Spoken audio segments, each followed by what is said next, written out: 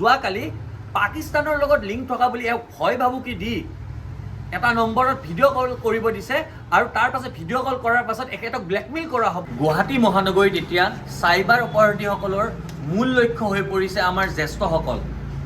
তাৰ উদাহৰণ আমি দেখিছোঁ গুৱাহাটীত এতিয়া প্ৰায়ভাগ জ্যেষ্ঠ মানুহৰ ফোনত আপোনাৰ কোনোবাই নহয় কোনোবাই চাইবাৰ অপৰাধীয়ে কোনোবাই কেতিয়াবা কয় জাইকাৰ পৰা ফোন কৰা বুলি, কেতিয়াবা কয় আপুনি ইনকাম টেক্স ডিপাৰ্টমেণ্টৰ পৰা ফোন কৰা বুলি, আৰু কেতিয়াবা কয় যে আমি বেংগলোৰৰ পৰা ফোন কৰিছোঁ, আপোনাৰ নামত এখন চিম লোৱা হৈছে যিখন চিমৰ আপোনাৰ কানেকশ্যন পাকিস্তানৰ লগত আছে।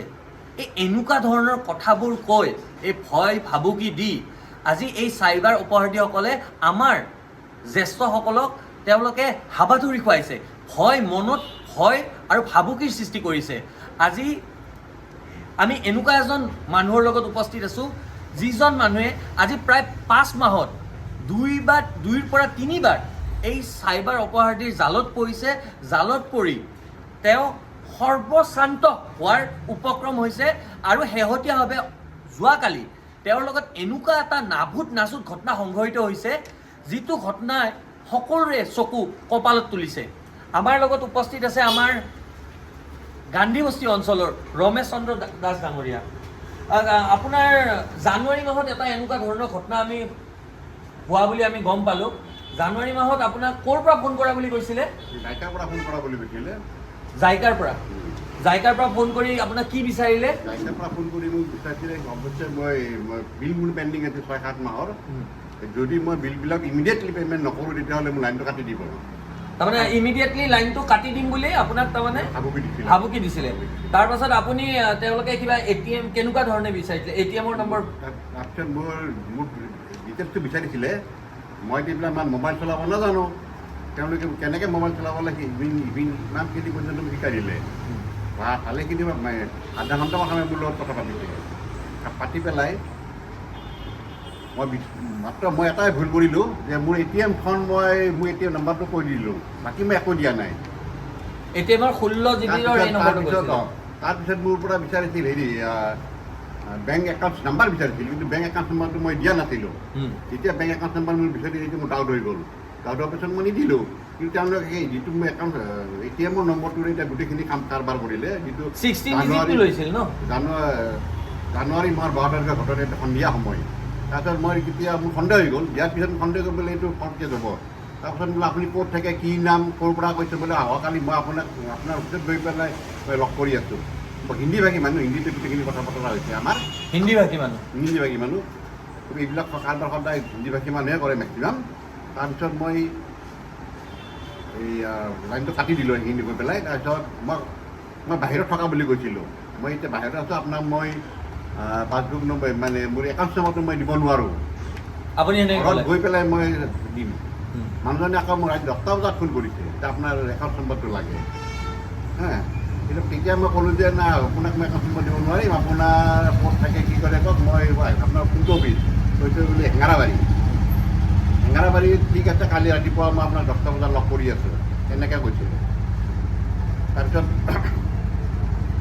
মই আৰু অফিচলৈকে যোৱা নাই, কিন্তু ইণ্ডিমিডিয়েট সেই ঘটনাটো কি ঘটিলে 12 তাৰিখে এইখিনি আমাৰ কথা বতৰা হৈ গ'ল। 13 তাৰিখে মোৰ বেংকৰ পৰা মোৰ 2টা একাউণ্ট আছিলে, দুয়োটা একাউণ্ট মোৰ বিজনেছ একাউণ্ট, এটা মোৰ পাৰ্চনেল একাউণ্ট, ছেভিং একাউণ্ট, দুয়োটা একাউণ্টৰ পৰা মানে 7 টাইম অৰ্থাৎ মানে 50,000কৈ লৈছে। 50,000 7বাৰ 50,000, তাৰমানে প্ৰায় 3.5 লাখ টকা উলিয়াই নিলে। 3.5 লাখ বহুত দেৰিকৈ মই গম পালোঁ।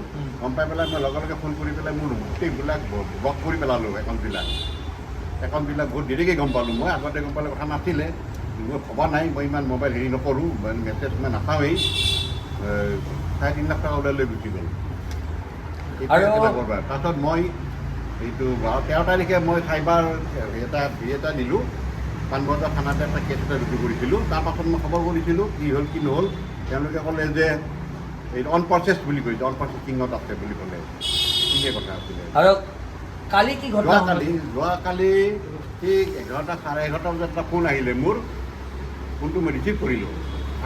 এইটো নম্বৰত ফোন আগৰ পৰা আহি আছে, মই ৰিচিভ কৰা নাছিলোঁ। তাৰপিছত কালি মই ৰিচিভ কৰিলোঁ ইমান ফোন আহে ক'ৰ পৰা কি আহে বুলি ৰিচিভ কৰি চাওঁ ৰিচিভ কৰিলোঁ ৰিচিভ কৰোঁতে ক'লে যে গোটেইখিনি বোলে আপুনি ৰমেশ চন্দ্ৰ দাস বোলে হয় আপোনাৰ এইটো মোবাইল নম্বৰ আপোনাৰ বোলে হয় বোলে মই বেংগালুৰুৰ পৰা কৈছোঁ বেংগালুৰু পুলিচ হেডকোৱাৰ্টাৰৰ পৰা কৈছোঁ হিন্দীতে কৈছে দে গোটেইখিনি কথা হিন্দী ভাগি আপোনাৰ আই ডি লৈ এখন স্কিম এখন খুলিছে যিখন স্কিম মানে হেৰিৰ লগত লিংক আছে পাকিস্তান লিংক আছে পাকিস্তানৰ লগত লিংক আছে গতিকে এইটো এতিয়া আমি ইনকুৱাৰী কৰি গম পাইছোঁ গতিকে এইটো আমি হেৰিত পঠিয়াব লাগিব আৰ্মি হেডকোৱাৰ্টাৰলৈকে আমি পঠাই দিম আৰ্মি হেডকোৱাৰ্টাৰৰ পৰা মানুহ যাব আপোনাৰ দিগদাৰী হাৰাচমেণ্ট কৰিব হা গতিকে এইটো যে আপোনাৰ যে নহয় আপুনি যে এইটো আপোনাৰ এইখন যে ফল্ছ তাৰ কাৰণে আপুনি প্ৰমাণ দিব লাগিব কি প্ৰমাণ দিব লাগে মই তাৰপিছত তেওঁলোকে ক'লে যে আপুনি হেৰি কৰক উইদিন 2 ঘণ্টাৰ ভিতৰত উইদিন 2 আৱাৰ্ছ মই বেংগালুৰু যাব লাগে মই বোলো চাওক মই এতিয়া মোৰ বয়স হৈছে 70 বছৰ আৰু মই এটা patient diabetes patient sugar patient আৰু মোৰ এই হাই ব্লাড প্ৰেছাৰ আছে আৰু 2 ঘণ্টাৰ ভিতৰত বেংগালুৰু যাব নোৱাৰো সম্ভৱ এইটো মানে কোনো পধ্যেই সম্ভৱ নহ'ব এওঁৰ নামত এখন চিম লৈ সেইখন পাকিস্তানৰ লগত লিংক থকা বুলি কৈ এক ভয় ভাবুকি দি এটা নম্বৰ ভিডিঅ' কল কৰিব দিছে চাইবাৰ অপাৰেটিভ আৰু ভিডিঅ' কল কৰাৰ পাছত তাতে হ'ব কি এওঁৰ ফটোখন লগাই তাতে সেই পক্ষত কোনোবা এনেকুৱা মানুহ আপত্তিজনক কিছুমান ভিডিঅ' এওঁৰ লগত লিংক কৰি দিব তাৰ পাছত এওঁক ব্লেকমেইল কৰোৱা হ'ব আৰু এনেধৰণে এই চাইবাৰ অপৰাধীয়ে সহজ লক্ষ্য হিচাপে লৈছে আমাৰ জ্যেষ্ঠসকলক এই 70 ঊৰ্ধ মানুহ আৰু এনেকৈ গুৱাহাটী মহানগৰী অসমৰ চুকে কোণে এনেধৰণে আপোনাৰ চাইবাৰ অপৰাধীসকলে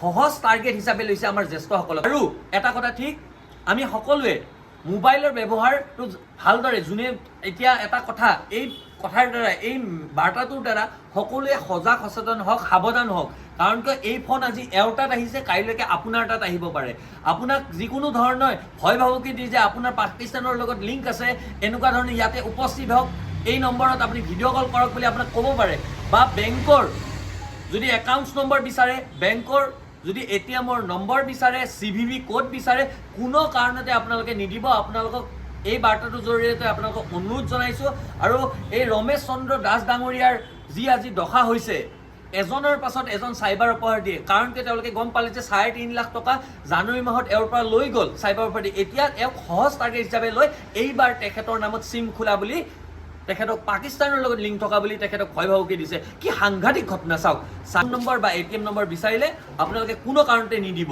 এই বাৰ্তাটো আপোনালোক সকলোৱে আমি আগবঢ়াইছোঁ